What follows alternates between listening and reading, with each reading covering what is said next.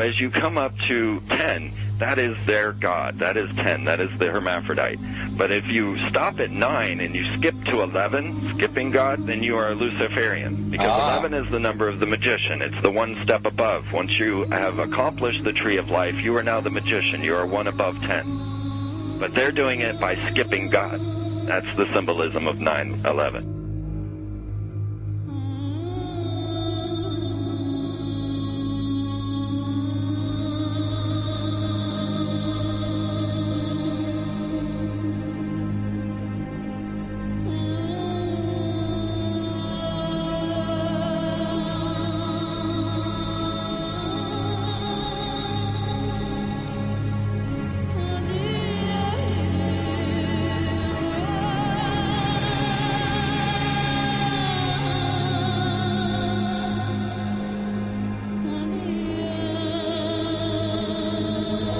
It is a big idea, a new world order.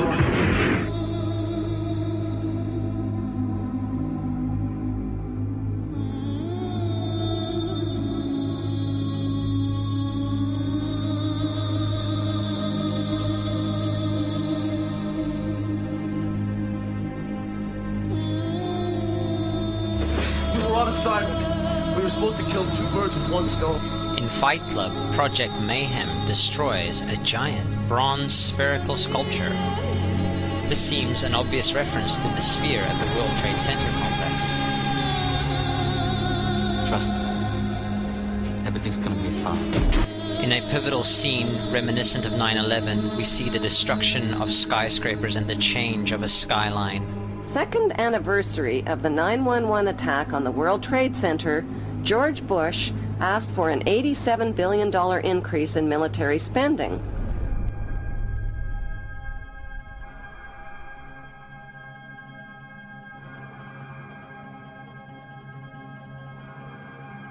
In 1904, Crowley would receive the Book of the Law soon after meditating in the King's Chamber of the Great Pyramid. He claimed he had been contacted by a being called Aiwass. Crowley would also use this symbol in his work. Some of its meanings are said to include a reference to the number 77 in Hebrew and a connection to the god Pan. Crowley made this drawing of a non-human intelligence he saw during a ritual. Synchronous 23 has made the connection between Aiwass and the Wizard of Oz, and has further pointed out the similarities between Crowley's grey alien-like drawing and the depiction of the projection of the Wizard of Oz in the film version. The much overlooked theory has been put forward on the internet that when we are looking at George W. Bush, we are actually seeing Aleister Crowley's grandson. I have suggested that this video footage of George W. Bush reading The Pet Goat, coinciding with the start of the 9/11 mega ritual, is in fact a dedication of the 9/11 mega ritual to the great god Pan by Aleister Crowley's grandson.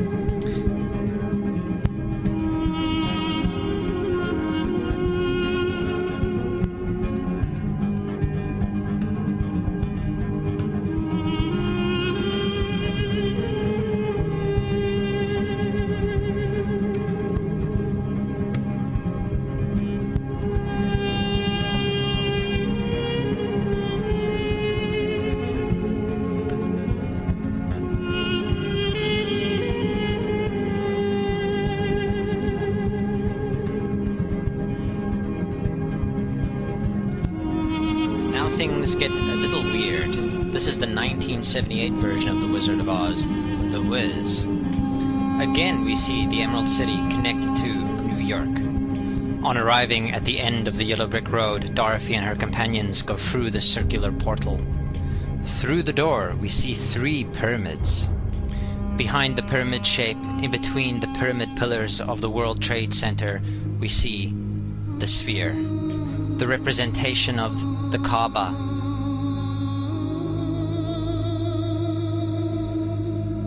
The inhabitants of Oz dance around the sphere in ritualistic fashion. Fashioned in giant letters over the dome of the sphere, we see the word Oz. Oz, symbols of Pan and Aiwass, seen smack at the heart where the new Aeon was ushered in. and where the Stargate was opened.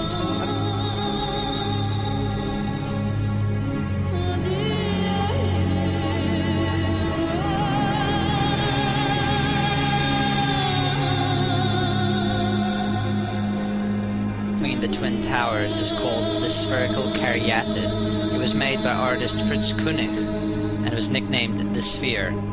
We see that Koenig made this thing in Bavaria, the same place where the Illuminati was founded.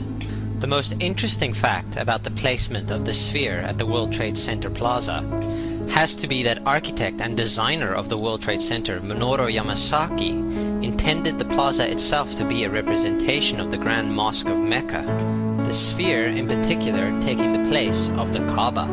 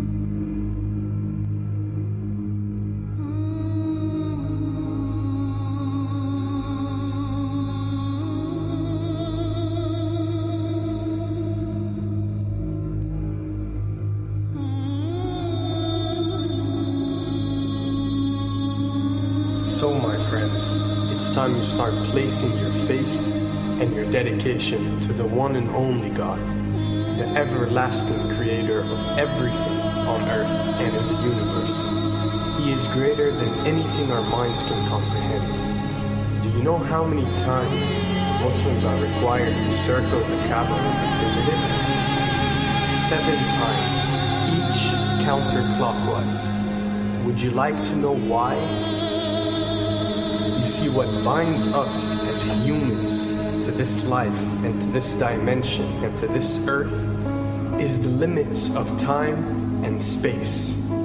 We are bound to this dimension and this reality through time and space.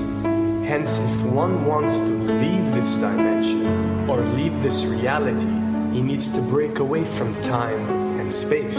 So when you visit the Kaaba and you rotate counterclockwise, what is this practice actually doing? It is literally helping you elevate your soul and elevating yourself to break away from time and space so you can touch something so unique and so beautiful and so powerful that it changes your life forever. And if you don't believe me, ask anyone who has visited the Kaaba how he or she felt or how their lives have changed ever since.